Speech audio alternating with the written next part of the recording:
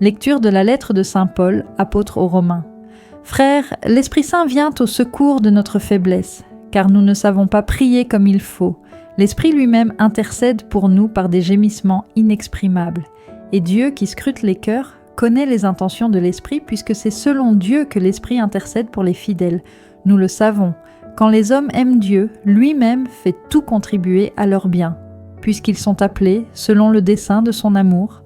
Ceux que d'avance il connaissait, il les a aussi destinés d'avance à être configurés à l'image de son Fils, pour que ce Fils soit le premier-né d'une multitude de frères. Ceux qu'il avait destinés d'avance, il les a aussi appelés. Ceux qu'il a appelés, il en a fait des justes. Et ceux qu'il a rendus justes, il leur a donné sa gloire.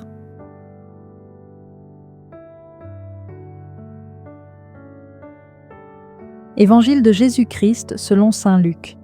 En ce temps-là, tandis qu'il faisait route vers Jérusalem, Jésus traversait villes et villages en enseignant. Quelqu'un lui demanda « Seigneur, n'y a-t-il que peu de gens qui soient sauvés ?» Jésus leur dit « Efforcez-vous d'entrer par la porte étroite, car je vous le déclare, beaucoup chercheront à entrer et n'y parviendront pas.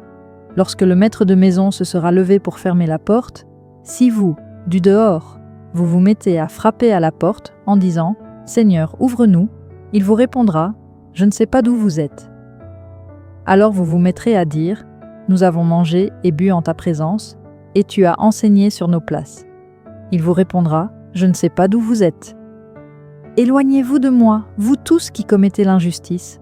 Là, il y aura des pleurs et des grincements de dents, quand vous verrez Abraham, Isaac et Jacob, et tous les prophètes dans le royaume de Dieu, et que vous-même, vous serez jetés dehors. Alors on viendra de l'Orient et de l'Occident, du Nord et du Midi, prendre place au festin dans le royaume de Dieu. Oui, il y a des derniers qui seront premiers, et des premiers qui seront derniers. Que signifie cette porte étroite? Pourquoi un grand nombre ne réussit-il pas à y entrer? S'agit-il d'un passage réservé uniquement à quelques élus? En effet, tout bien considéré, cette façon de raisonner des interlocuteurs de Jésus est toujours actuelle. Il existe toujours la tentation d'interpréter la pratique religieuse comme une source de privilèges ou de certitude. En réalité, le message du Christ va précisément dans le sens inverse.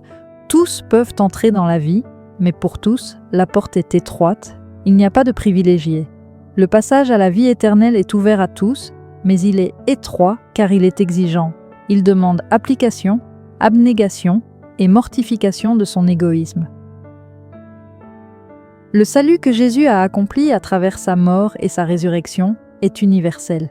Il est l'unique Rédempteur et invite chacun au banquet de la vie immortelle. Mais à une seule et même condition, celle de s'efforcer de le suivre et de l'imiter en prenant sur soi, comme il l'a fait, sa croix et en consacrant sa vie au service de ses frères.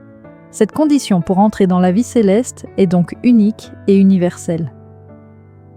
La véritable amitié avec Jésus s'exprime dans la façon de vivre. Elle s'exprime à travers la bonté du cœur, l'humilité, la douceur et la miséricorde, l'amour pour la justice et la vérité, l'engagement sincère et honnête pour la paix et la réconciliation.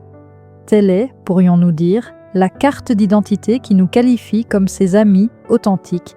Tel est le passeport qui nous permettra d'entrer dans la vie éternelle.